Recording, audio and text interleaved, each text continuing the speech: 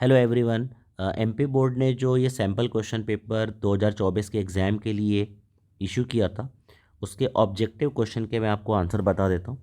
फ़िलहाल ये English medium बच्चों के लिए है। मैं हिंदी मीडियम का भी एक दिन के अंदर वीडियो बना के अपलोड कर दूंगा। चलिए जल्दी से शुरू करते हैं बिना देरी किए।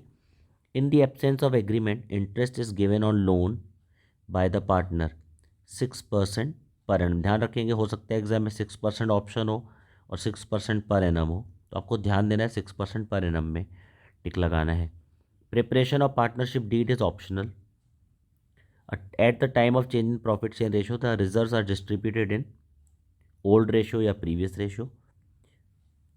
Under which heading of the balance sheet is capital reserve shown? Answer is reserve and surplus.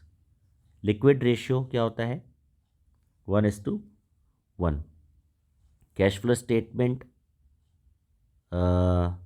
Accounting standard AS3 के हिसाब से बनाते हैं। The registration of partnership firm is optional.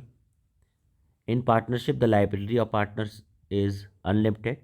Goodwill is an intangible fixed assets. Revaluation account is a nominal account. As per companies act 2013 the balance sheet is prepared according to schedule 3।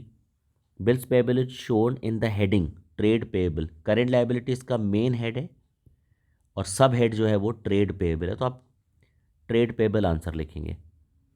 The provision of partnership act 1986 is applicable in partnership firm. False. सबको पता है 1932 है। Gaining ratio is part of sacrificing partners ratio. False. Gaining ratio क्या होता है? Retiring partner का ratio होता है main. Revaluation account is prepared on the sale of asset. False. ABC partner उनका रेशियो 3:1 है। बी रिटायरमेंट ले लेता है तो बचा क्या ratio? 3:1। True. There is no difference between dissolution of firm and dissolution of partnership. There is a difference, यानी ये स्टेटमेंट फॉल्स है। Bill receivables are shown under the heading of current assets. True. Current assets main head है और इसका जो सब head है वो ट्रेड रिसीवेबल है। इसमें हालांकि मेन हेड और सब हेड की बात नहीं कर रहा है, सिर्फ हेडिंग बोल रहा है, तो करेंट एसेट सही है।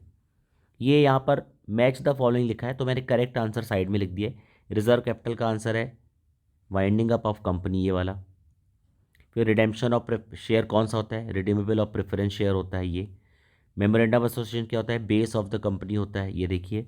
ओवर सब्सक्रिप्शन में क्या करते हैं? प्रोपोर्शनेट अलॉटमेंट करते हैं। प्रीमियम ऑन डिबेंचर क्या है? कैपिटल गेन है। और डिबेंचर होल्डर को कंपनी के मैनेजमेंट में कोई राइट नहीं होता है। और discount on issue of debenture क्या होता है? Capital loss. इस साइड में मैंने करेक्ट आंसर इसके दे दिए हैं। फिर what is called the capital account of which the closing balance changes year after year?